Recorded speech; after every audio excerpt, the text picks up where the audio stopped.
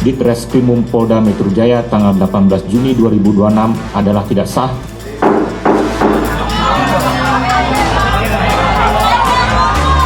Maka kami akan mengajukan permohonan perhatian hukum dan tinjauan kembali status penahanan terdakwa Roy Suryo sebagai residivis.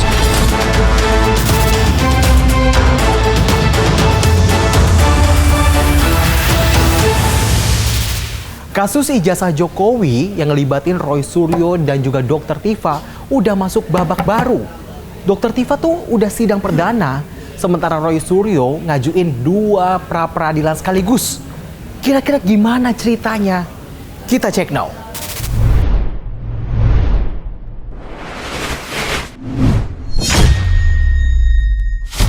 Kasus ini berawal dari laporan soal dugaan penyebaran informasi terkait keaslian ijazah Presiden ke-7 Republik Indonesia Joko Widodo yang menjerat Dr. Tifa dan juga Roy Suryo.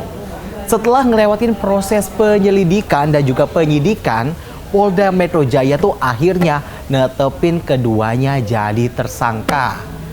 Gak berhenti di situ, Dr. Tifa dan Roy Suryo udah sering bolak-balik ke Polda buat diperiksa.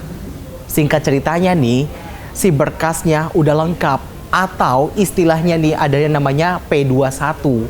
Sampai akhirnya udah di tahap kedua yang jadi tersangka ini dilimpahin di kejaksaan barengan sama barang buktinya yang bejubel tuh berkas-berkasnya.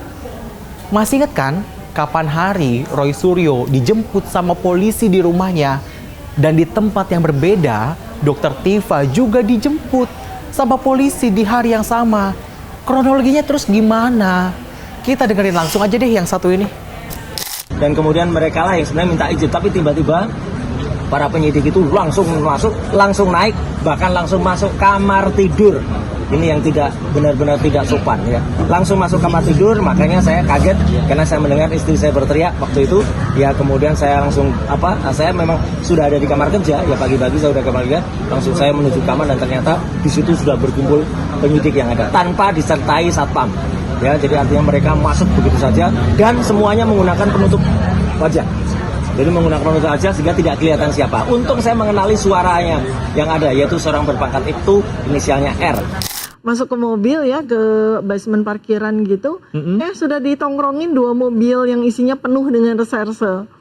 Iya, dan waktu saya buka pintu, saya langsung lihat mobil besar itu dengan lampu yang menyala dan mesinnya menyala. Saya langsung, ini dia nih hari yang ditunggu-tunggu.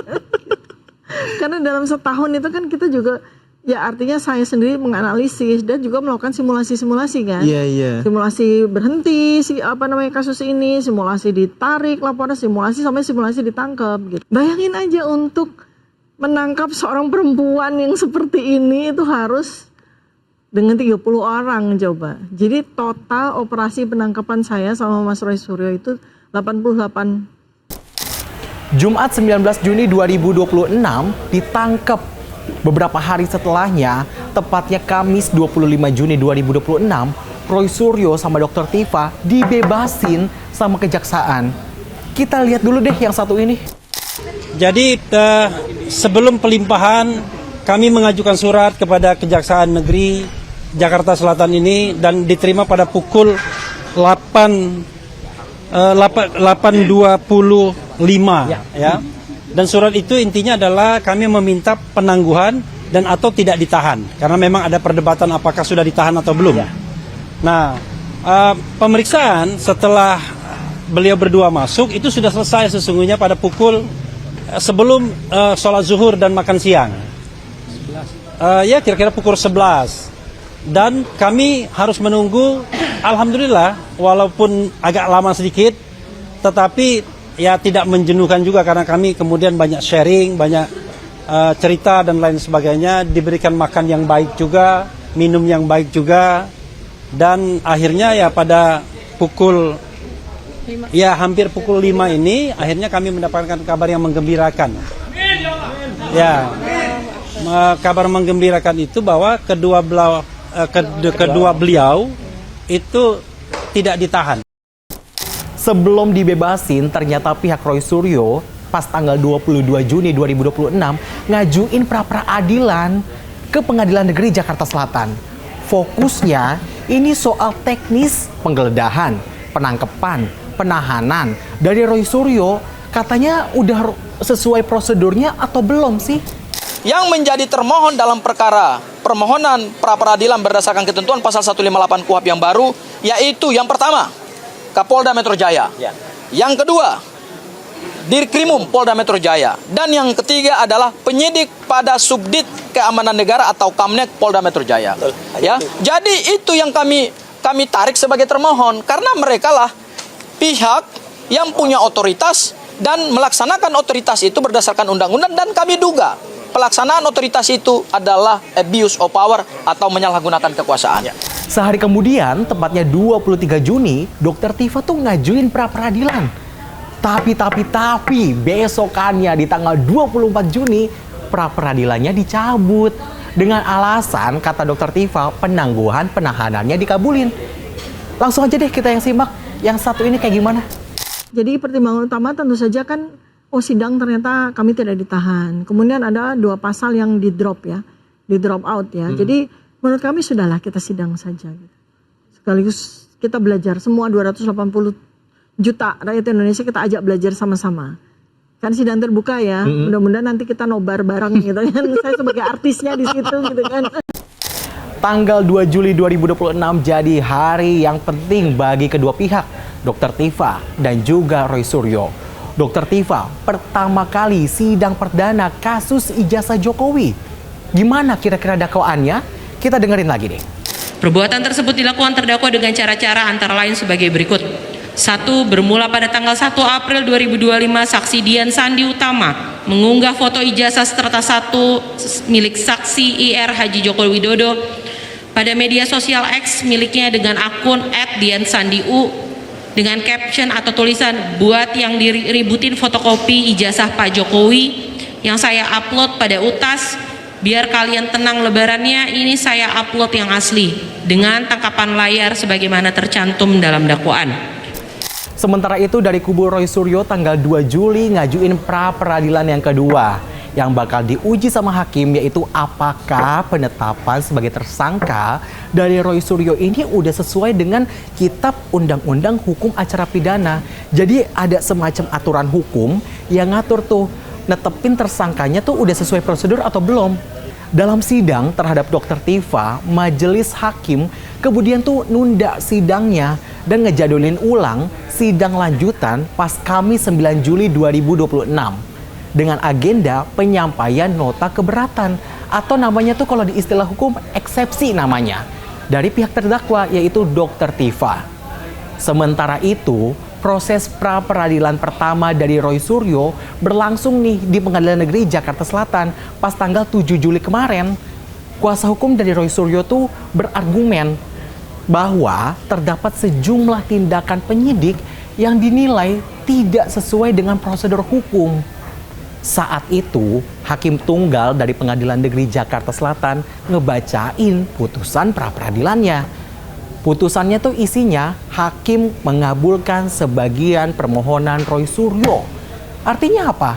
Artinya jadi hanya sebagian aja tuh dari yang diajuin sama Roy Suryo akhirnya dikabulin sama majelis hakim tunggal di sana. Daripada penasaran dan daripada saya juga salah nih, kita lihat aja deh yang satu ini. Menimbang bahwa berdasarkan seluruh pertimbangan yang telah diuraikan di atas, permohonan pra-peradilan pemohon dikabulkan untuk sebagian. Mengadili, 1. Mengabulkan permohonan pra-peradilan pemohon untuk sebagian. 2. Menyatakan penggeledahan yang dilakukan termohon terhadap pemohon berdasarkan surat perintah penggeledahan rumah dan tempat tertutup lainnya nomor SP dah rumah TAP 373/6 Romawi Res .124/2026 Ditreskrimum Polda Metro Jaya tanggal 18 Juni 2026 adalah tidak sah.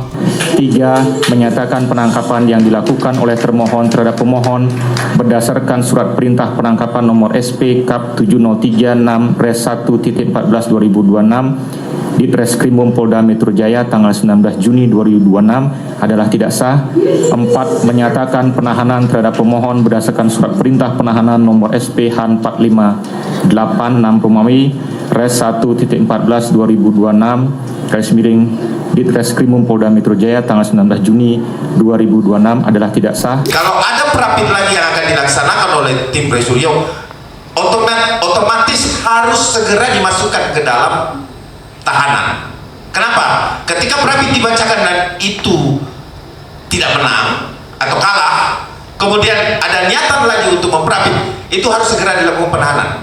Maka kami akan mengajukan permohonan perhatian hukum dan tinjauan kembali status penahanan terdakwa Roy Suryo sebagai residivis. Kita harus menghormati proses hukum yang ada dan mekanisme hukum yang ada. Kalau saya diundang oleh Yang Mulia Majelis Hakim untuk hadir di forum persidangan, ya saya akan hadir.